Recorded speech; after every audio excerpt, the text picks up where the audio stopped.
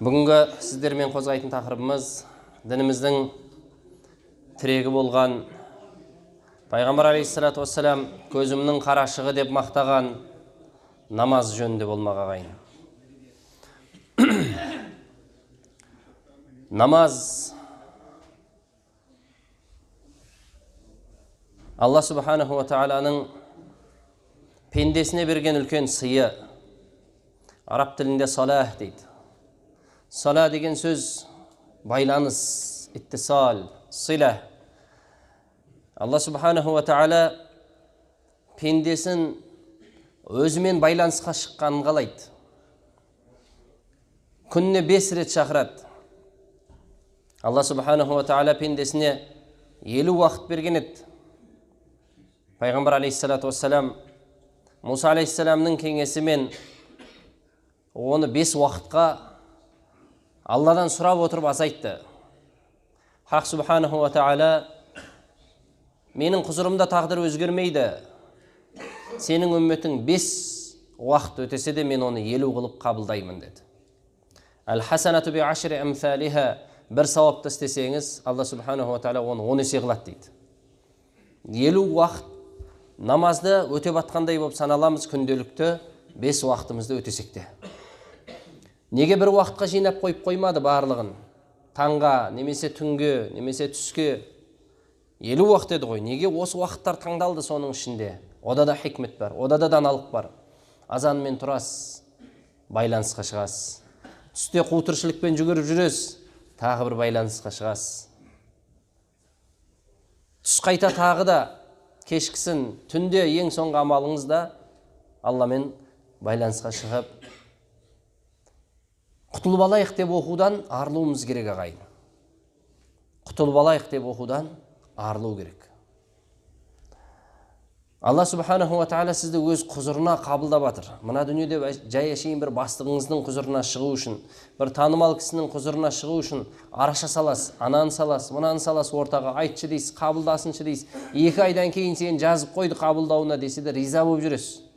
2 айдан кейін мен кірем пәленшенің алдына деп.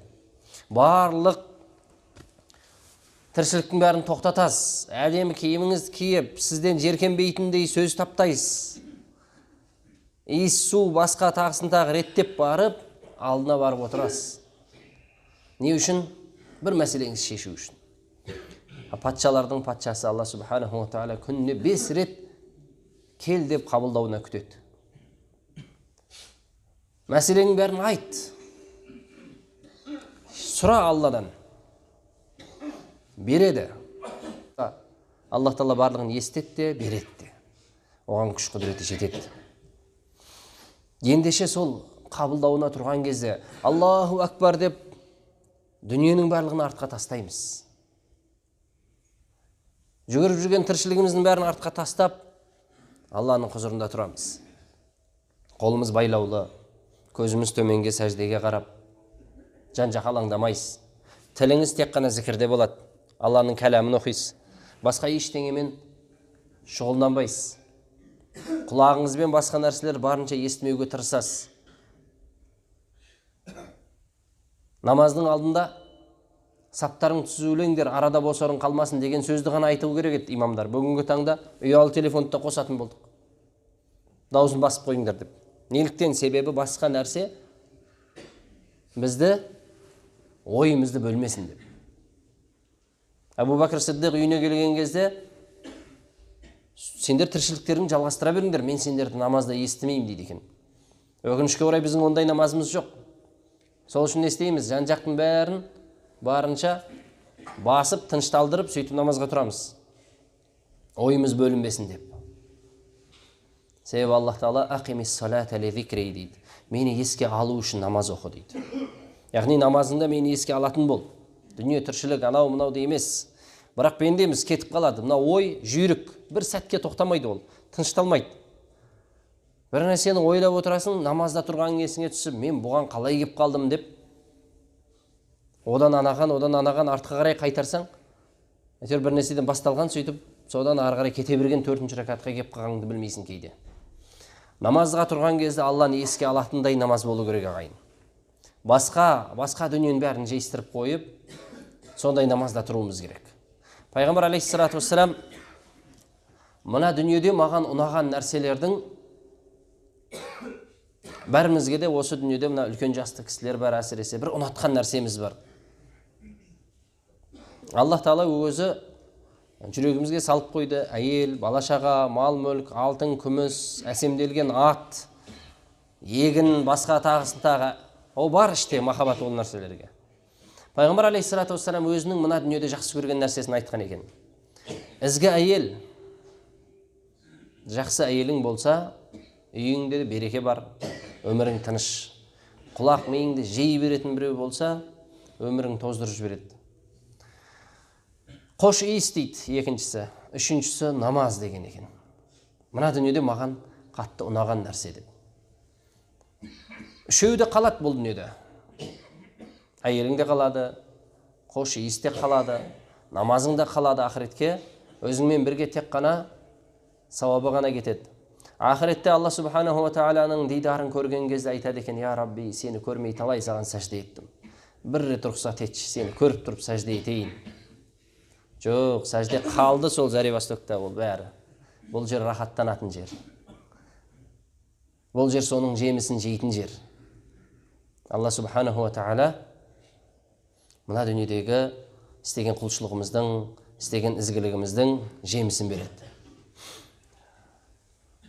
Бізге міндет еткен Алла субханаху ва тағаланың парыздары бар. Көпте емес өзі. Аллаға иман еттің, 5 уақыт намазыңды орындадың, оразаңды ұстадың, шаман келіп жатса, дүниең артылып жатса, қажылыққа барасың. Ол да міндетің. Зекетті беру. Енді қараңыз, осы амалдардың ішінде үзір бар. Кәлима ла илаха иллаллах Мұхаммед Расул түкті қиын емес. Ла илаха иллаллах сөзінде тіпті ерінде бір-біріне тимейді. Қиналмайсыз. Ерінің бір-біріне тиетін өзі екі қаріп бар араб тілінде. Бә, мим. Сол әріптерде тіпті тәжвидті оқығандар болса, кейде ережелерді өзгертеді. Сөйлеуде қиналмасын деп. Ол әріптердің ешқайсысы жоқ. Ла илаха иллаллах. Оп-оңай. Және өмірде бір-ақ рет талап етеді сізден. Соны айтсаңыз болды, мұсылмансыз. Ол тұста да шәһадат келтірсең деп тұр. Ән тәшһәду ан ла илаха иллаллах. Ла илаха иллаллах деп шәһадат берсең. Яғни куәлік айтсаң болды. Мына жағыңды білмейді. Тіліңмен айттың ба болды, қабылдайды. Қажылық өміріңізде бір-ақ рет болды. Шамаңыз келсе. Зекет жылына бір-ақ рет, ол да шамаңыз келсе. Қараңыз. Шамаңыз келмесе, қажылыққа бару мойныңызды парыз емес. Бай емессің ба, артық дүниең жоқ па, күнкөріс көзімен өмір сүріп жүрсің ба, зекет саған да парыз емес. Бұрынғы үмметтер зекетін алып шығып, қойып, Құдай Тағала тарапынан найзағай түсіп, жанып кетсе, қабыл болды деп қуанады екен. Түспей қалса қабыл емес, демек арам малдан тауып келген дүние. Демек малының ішінде жақсысын Құдайға ұсынған жоқ ол. Өзіне жақсысын алып қалып, Аллаға мынауда болады дегендей. Қабыл емес. Бұл үмметтің байының малын Құдай Тағала жақтырып жіберіп жатқан жоқ. Кедейіне бер, болды. Қабыл. Анау қажетін өтеп жатыр, мынаның зекеті орындалып жатыр. Бұл үмметке деген Алланың ерекше мейірімі. Ол да болса жылына бір-ақ рет. Рамазан, ол да жылда бір-ақ ай. Жарты күн аш жүр, жарты күн же деген жоқ бізге. Немесе жылдың жартысын ұстайсың деген жоқ, бір-ақ ай. Ол да бірге 10. Бір ай ұстайсың, 10 ай секілді. Артынан Шәуәлдің 6 күнін жалғастырсаң, жыл бойы ораза ұстағандай сауап. Ода да үзір бар. Ауру болсаң, жасың үлкен, денсаулығың көтермейді, сапарда жүрсің. Қараңыз, қажылыққа да, оразаға да, зекетке де, намазға келген кезде үзір қалдырмады. Намазда үзір жоқ. Балиғатқа толдыңыз ба? Ақыл есіңіз орындама, мұсылмансыз, намазға ешқандай үзір жоқ. Тұрып оқи алмасаң, отырып оқы. Белің ауырып жатыр, жатып оқы. Мен медреседе оқып жүргенде бір кісіні білетін, мешіттің жанында тұрады үй. Бел ауырат, төсектен тұрмайды. Бірақ Алла разы болсын, жанашырлары бар. Сол төсегінде көтеріп алып келетін. Астындағы жаңағы койкасымен бірге көтеріп алып келеді. Мешіттің бір шетіне бір сапқа тұрғызатын. 5 уақытты жамағатпен жібермейді. Бірақ өкінішке орай белі бүгілмейді, түзу жатады, қыблаға қаратқызып қояды, басын шамалы көтереді. 5 уақытты жамағатпен оқиды. Төсекте жатқан адам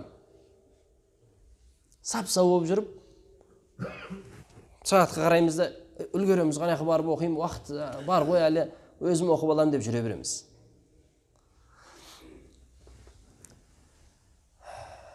Намазға не үшін үзір қалдырмады? Тілден қалдың ба, көзіңмен ымдап оқы. Операция болып жатқандар бар. Күнне, түнне білмейтін кезеңдерім болды дейді, төсекте жатқан кісілер айтады, реанимацияда. Сағатты сұрайым дейді. Сөйтемде көзімен ымдап оқиым дейді. Шланғы тығып тастаған мұрынға, ауызға, жан-жақтың бәріне. Таяммумға да шама жоқ.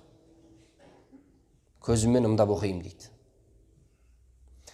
Намазға үзір жоқ ешқандай. Неге? Себебі Алла субханаху ва тағала жаңа жоғарыда айттық, байланысты үзбесе екен дейді пендесімен. Намаз бүкіл құлшылықтардың басын біріктіретін. Басқа құлшылықтар намазда олардың кейпін табамыз. Ат-тахиятқа отырған кезде ашхаду алла илаха иллалла дейміз, ашхаду анна Мухаммад расулуллах. Яғни бірінші парызды әр ат-тахиятқа отырғанда орындап жатырмыз. Әр ат-тахиятқа отырғанда орындап жатырмыз. Алла субханаху ва тағала бүкіл құлшылықтардың барлығын жер бетінде нәзіл етті. Намазға келгенде ше, өзінің құзырына шақырып тұрып берді пайғамбарға алейхиссалату вассаламға. Бұл бөлінетін нәрсе емес, бұл бір байланып тұрған нәрсе. Бұл сила деген нәрсе, бұл байланыс бұл. Бұл бөлінетін нәрсе емес. Жибрил арқылы жіберген жоқ. Келіп пайғамбар алейхиссалату вассаламға өзі сыйлады. Пайғамбар алейхиссалату вассалам Құдайдың құзырына Жибрил алейхиссалам алып өтті. Адамдардың арасына келгенде Жибрил алейхиссалам пенденің кейпінде көрінетін, адамдарды шошытпас үшін. Пайғамбар алейхиссалату вассалам онымен бірге жылдамдықта ұшып өтіп жатыр, басқа кейіпте. Періштелердің кейпінде жүр. Себебі көріп жатыр барлығын. Ал енді Сидратул Мунтахаға келгенде Жабраил періште мен де ары қарай бара алмаймын деді. Ары қарай мен де бара алмаймын. Періштеден де жоғары кейіпке өтті, сөйтіп барып намазды алды. Яғни сізбен біз де намазда тұрғанда періштеден де жоғары кейіпте тұрамыз. Тұруымыз керек яғни. Жибрил де бара алмайтын жерде тұрып, пайғамбар алейхиссалату вассалам сыйлығын алып жатыр намазда. Ал енді мына дүниеде бір лауазымды біреумен амандасқан кезде қалай амандасамыз? Барынша күлімсіреп, жақсы сөздеріміз таңдап, жағдай сұрасып, хал ахуалын сұрасып, өзімізден кішкентай біреу болса ассалаумағалейкум дей саламыз, болды. Ауызды ашуға да ерінеміз оған. Жоғарырақ біреу болсашы, қалыңыз қалай, жағдайыңыз жақсы ма? Бәрін тегістеп шығамыз. Мал, мүлк, қорадағы қойына дейін. Неге? Себебі табиғи нәрсе, сенен жоғары. Саған жақсылығы тиген болуы мүмкін, тиеді де, оның зияны бар, басқасы бар. Қалай ойлайсыз? Алланың елшісі өзінің Раббысымен қауышқан кезде қалай амандасты? Ассаламу алейкум деген мағынасын білеміз. Алланың сәлемі болсын, Аллаға Алланың сәлемін тілейсің ба? Амандасу тәсілі қалай болды? Алла субханаху ва тағаланың елшісі тахия сөзін қолданды. Араб тіліндегі тахия сөзі ол белгілі бір мынадай деген бір аудармасы жоқ оның. Мағыналары бар. Ат-тахияту лиллах ва-салавату ва-таййибат. Бүкіл жақсылықтар, салауаттар, ізгіліктер Аллаға тән. Сіз соған лайықсыз. Я Рабби, сен лайықсың оған деп Аллаға ұсынып жатыр.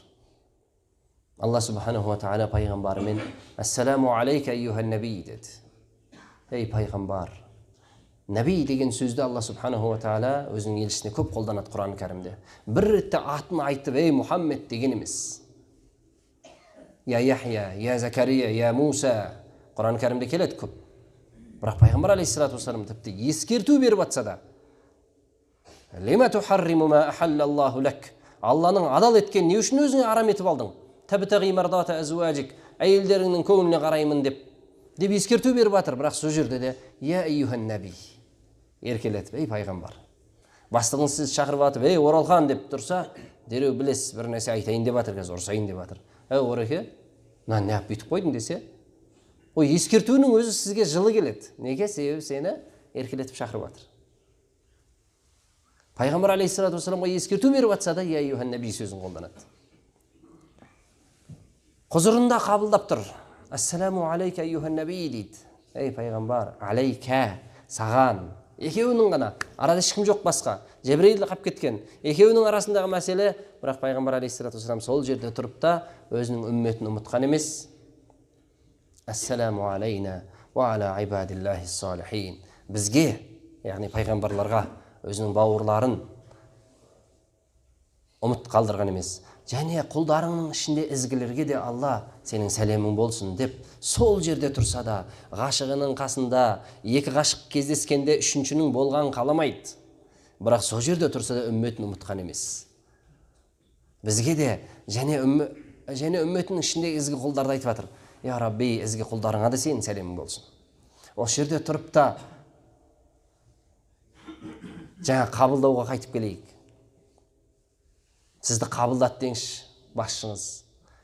Немесе одан жоғарысы министрді айтыңыз, мейлі президентті айтыңыз. Халың қалай деп сұрап тұрса, сізді сұрап тұр. Бірінші өзіңіз айтасыз. Солай емес пе? Сізді жеке қабылдап жатыр. Әріптестеріңіз айтып кетпейсіз ғой сол жерде тұрып. Ана біреуінің жағдайы қиын еді, мынандай еді, жоқ, сізді айтып жатыр. Өлмесе шегепсің, сен өзіңді ғана айтасың, болды. Өзің мәселем шешіп алайын деп тұрсың. Пайғамбар алейхиссалату вассалам сол жерде де үмметін ұмытқан емес. Алла субханаху ва тағала сенің үмметіңнің мәселесін саған бердім дейді. Я Рабби, менен қарағанда сен оларға рахымдысың ғой дейді. Менің мейірім шектеулі ғой, сенікі шексіз ғой дейді. Үмметіңді кешірдім. Жүрегінде иманның шаңның тозаңдай иман болатын болса, мен оны тозақта мәңгі қалдырмаймын. Сол жерде тұрып үмметінің мәселесін шешіп алып жатыр. Сондай диалог екеуінің арасында жүріп жатқан. Періштелер естіп тұр оны. Ашхаду ан ла илаха иллаллах ва ашхаду анна Мұхаммад расулаллах деп олар куәлік келтіріп жатыр. Осы диалог екі ғашықтың Раббысы мен сүйіктісі пайғамбарының арасындағы болған осы диалог және періштелердің куәлігімен біздің намазымызда уәжіп етілді. Әр ташахудте соны оқимыз. Сондай сезіммен оқылатын дүние бұл. Оның уақытын ынтыға күтуіміз керек. Намаздың уақыты кеп қалды, осыдан құтылып алайық деп емес.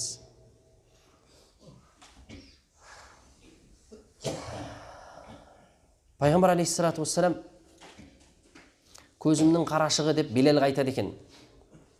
Бізді бір рахаттандыршы деп. Әркім өзінің рахатын еске түсірсін, не нәрсемен рахаттанасыз дүниеде. Шаршап кеткен кезде әсіресе сол нәрсені істегіңіз келеді. Бір рахаттанып, біреу рыбалкаға шығып кетуі мүмкін, барып балық аулайды, біреу охотаға барады, біреу тағысын тағы, біреу зікірге отырады, біреу Құранға байланады. Әркімнің өзінің рахаты бар. Біреу жақсы бір сұхбаттасатын достар бар, солармен бас қосуы мүмкін. Пайғамбар алейхиссалату вассалам, Билал, бір азан айтшы, бір рахаттанайықшы дейді екен. Намазбен. Жаңа сөзімнің басында айттым, басқа амалдарға үзір бар. Қажылық. Бара алмасаң үзірлесің. Ораза ұстай алмасаң үзірлесің. Шахадатты ғой өмірімізде бір рет дедік. Зекет бере алмайсың, бай емессің, үзірлесің. Намаз не үшін? Бір мәселе байланыс үзілгісі келмейді. Байланысты үзбесе екен пендем. Алла субханаху ва тағала Құран кәрімде екі-ақ жерде я айюхал инсан дейді. Мұсылман, кәпір бөліп жарып атқан жоқ. Я айюхан нас көп келеді, ей адамдар, жалпы адамдарға айтылып жатыр. Бірақ жеке-жеке, ей Оралхан, ей Берікбол, ей Серік деп жеке-жеке айтып жатқандай әрқайсымызға. Я айюхал инсан деп екі-ақ жерде келеді. Мә ғаррака би раббикал карим. Раббың сенің жомарт қой. Сен неге одан бет бұрып кетіп бара жатсың? Кім алдады сені? Кім сені азыруға түсіріп жатыр? Неге теріс қарап кетіп бара жатсың? Раббыңа қарап бұрылсайшы, жомарт қой, ол саған береді ғой бәрін. Деп жеке-жеке айтып жатыр Аллах Тағала. Біз бет бұрып кетіп бара жатырмыз. Сол біздің бет бұрып кеткенімізді қаламайды. Онымен байланыс құрғанымызды қарайды. Муса алейхиссалам сұрайды: "Я Рабби, саған жақсы көретін қандай амал бар? Сен жақсы көретін іс бар ма? Айтшы, мен соны орындайын. Менен бет бұрып кеткендерді маған қайтарсаң, сол амал маған ұнайды" дейді. Сол іс маған ұнайды дейді. Бір үйінен қаңғып кеткен баланы қайтарып әкеліп беріңізші үйіне. Соның шешесі саған құл болып өтеді бір өмір. Құдай басқа самасын. Сондай отбасылар бар. Баласын қарап күндіз түні қашан келеді екен, қайерде өліп қалады екен, не істеп жатыр екен деп уайымдап отырған. Соны тура жолға түсуіне себеп болыңызшы. Сол үйдің төрінен түспейсіз ешқашан. Алла субханаху ва тағала өзінің пендесін жетпесе жақсы көреді, ананың баласына деген махаббаттан. Енді қараңыз, шахадатта демек ашхаду ан ла илаха иллаллахты айту арқылы бірінші парызды орындап жатырмыз. Бірінші парыз орындалып жатыр. Пайғамбар алейхиссалату вассалам айтады: "Жұма міскіндер үшін қажылық" дейді. Дәретіңізді алдыңыз, жұма намазға келдіңіз, қажылыққа барғандай болып сауап алып жатсыз. Яғни намазға келу арқылы қажылық та өтеліп жатыр. Сіз барып Каабаны айналамасаңыз да, Кааба сізді айналып жатқандай келіп, қажылығыңыз өтеліп жатыр. Міскіндер үшін. Байлар үшін бару парыз. Жылда бармай жатсыз ба? Жылда жауаптысыз. Баруыңыз керек. Әр нәрсені бір себеп қылмаңыз. Қазір барып келген екен, о жолды ұстай алмай қалам, ана жерге барып қоям, үйтем, баламды үйлендірген жоқпын, ана құдам тойына барып қою мүмкін. Сол тойға жете алмай кетуіңіз де мүмкін. Сәті келді ма, мүмкіншілігіңіз болып тұр ма, мал мүлкіңіз бәрі бар ма, барыңыз, сұралас қияметтің күні. Міскін бара алмай жатыр, намазға келді, өтелді. Ораза. Ораза деген сөз сізбен біздің қазақ тілінде. Араб тілінде сауым. Сауымның мағынасы тыйылу деген сөз.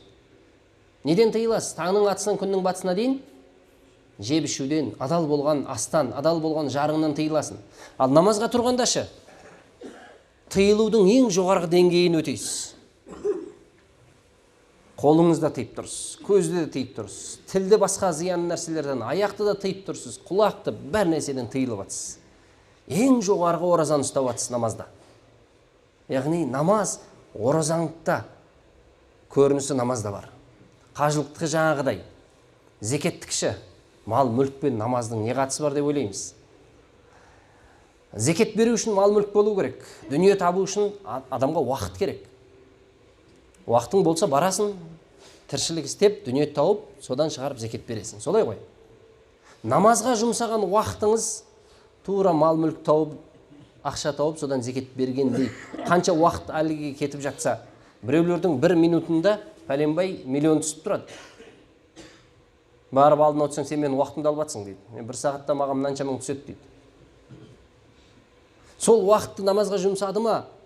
Демек сонша уақыт ол жұмыс істеп ақша тауып зекет бергендей сауабын алады иншалла. Себебі пайғамбарымыз айтады: бойдақпен үйленген адамның нәпіл құлшылығы бірдей емес дейді. Неге? Себебі үйленген адам ол жұмыс істеп ақша тауып бала шағасын бағу керек, оның міндеті. Бірақ содан уақыт тауып қосымша құлшылық істеп жатыр ма, оған көп сауап жазылады дейді. Себебі ол уақытын дүние табуға жұмсау керек еді. Ол содан уақытты тауып қосымша құлшылық істеп жатыр. Оған есесімен жазылады. Себебі оның мойнында қаншама адам бар, бағылу керек болған, қаралу керек болған. Демек, намазда да зекеттің кейпін табасыз. Намаз бүкіл құлшылықтардың басын біріктіретін амал. Намазда сіз күнделікті 5 уақыт есігін тақылдатасыз. Тақылдатып болғаннан кейін не істейсіз? Есігі ашылып тұр сізге. Сұрайсыз ғой, дұрыс па? Намазды оқи салып, сыр етіп, қашу емес. Намаздан кейін мейлінше отырыңыз. Оның қабыл болғанын сұраңыз. Мен әр намаз туралы айтқан кезде истиғфар мәселесіне тоқталмай кетпеймін. Екі жаққа сәлем бере салысымен бірінші айтатын нәрсеміз не бол? Истиғфар. Алла, мені кешір. Сіз күнә жасаған жоқсыз ғой кешірім сұрайтындай. Не үшін кешірім сұрап жатсыз? Оны сол деңгейде, сен қалаған деңгейде өтей алдың ба, өтей алмадың ба? Я Рабби, кешір. Себебі кейбір намаздар бар. Жоғарыға көтеріліп, тасталған бір тряпка болып, бір шүбірек болып, бетіңе қайта ұрылады екен. Мені қорлағандай, Құдай сені қорласын дейді екен. Сондай намаздар бар. Намаздарымыз сондай болмау керек. Мені қорлағандай, Құдай сені қорласын дейді екен. Адам жақтырмаған нәрсесінен тезірек құтылғысы келеді. Ескіріп қалған дүниеңді қойып қоймайсың, тастайсың. Тіпті бір адам келді, жақтырмай тұрсын, тезірек жақсы дейсің да, тезірек одан құтылғың келеді. Намаз ондай керек емес болған нәрселердің қатарында тұрмау керек ағайын. Намаз сен керек қылмай былай олай оқып жатсың ба, ол Құдайға керегі де жоқ оның. Өзіңе керек қылмаған нәрсені Құдайға қалай ұсынбақшысың сен? Құран кәрімде Аллах Тағала пайғамбарға айтады, бұйырып жатыр, айт оларға, амал етіңдер, амал жасаңдар. Алла да көреді оны. Алланың елшісі де, мүминдер де оны көреді дейді. Яғни Алланың құзырына ұсынып жатқандай қылып істе әрбір ісіңді. Ол көреді оны. Жақсы болса бағаланады. Істі жақсы істесең, ел жұрт та бағалайды оны. Мақтайды сосын, бәрекелді, міне қандай жақсы қылып істеді деп. Алла субханаху ва тағала сол деңгейде өтеуді нәсіп етсін баршамызға намазымызды. Бұл үмметке берілген ерекше бір сый, жер бетінің барлығы намаз орын қылып берді. Таза болса болды, барда тұрда оқи бер. Бұрынғы үмметтер тек қана өзінің құлшылық қанасында ғана істейтін. Басқа жерде намазы өтелінбейді. Бұл үмметке ерекше намазда берілген кітабымызды оқимыз намаздың ішінде. Сауап аламыз. Бұрынғы үмметтер кітабын оқи алмайды, тек зікір етіп тұрып, сәждаға кетеді. Бұл үмметке берілген ерекшелік. Бірақ қай жерде оқысаңыз да бір сауап аласыз. Мешітке келіп оқысаңыз еселенеді. Үндемей тұрсыз, Аллаху акбар, үндемей тұрсыз, имамның артында ештеңе оқып отқан жоқсыз. Бірақ 27 есе, 28 есе, 25 есе артығымен сауап аласыз. Үндемей тұрсаңыз да. Неге? Аллах Тағала бізді біріксін дейді. Біріккен сайын бізге төгіп береді, берекесімен береді. Сол үшін де жер бетінде мешіттер салынады. Мына осы оқып жатқан мешітіміздің кеңеюіне ат салысып жатқан, осыған үлес қосып жатқан әрбір азаматқа Алла разы болсын. Бір кірпішін болса да келіп қалап атыспа, пайғамбар алейхиссалату вассалам айтады, құстың ұяшығындай, құстың ұяшығы бір жарты кірпіш болады. Мешіт салатын болса, Аллах Тағала оған жәннатта қасыр береді дейді. Құстың ұяшығы, адамның аяғы сыймайтын мешіт жоқ еш жерде. Яғни сондай үлес қоссаң да деген мағына дейді ғалымдарымыз. Сол үшін мүмкіншілік болып тұрғанда әрқайсымыз үлес қосайық. Мешітіміздің бітіп, кеңейіп, иншалла ішіне кіріп, намаз оқуды, көруді, сол қуанышқа жетуді баршамызға Алла нәсіп етсін. Субханакаллахумма бихамдик, нашхаду ан ла илаха илля анта, настағфирук ва натубу илейк. Я раббал аламин. Алған білімімізге амал етуді нәсіп еткейсің. Айтқанымызға амал етуді нәсіп еткейсің. Амалдарымызды ықыласты құлдардың қатарында еткейсің. Я раббал аламин. Өзіңе ғана бас иеміз. Әзиз, басымызды өзіңнен өзгеге идірме. Өзіңе әмин деп алақан жайып дұға еттік. Дұға тілек мінәжаттарымызды қабыл ет. Алла, өзіңнен өзгеге алақанымызды жайғызба. Еліміздің тыныштығын бер, ауызбіршілікті бер. Болып атқан түрлі фитналардан Алла өзің қорғағайсың. Ауызбіршілік үлкен нығмет. Аллахым, сол нығметіңді бізден алып қойма. Я Рабби, өзіңе шүкіршілік етіп өтетін пенделерден қылғайсың. Раббана атина фид дуния хасана ва фил ахирати хасана ва қина азабан нар. Амин. Амин. Аллах.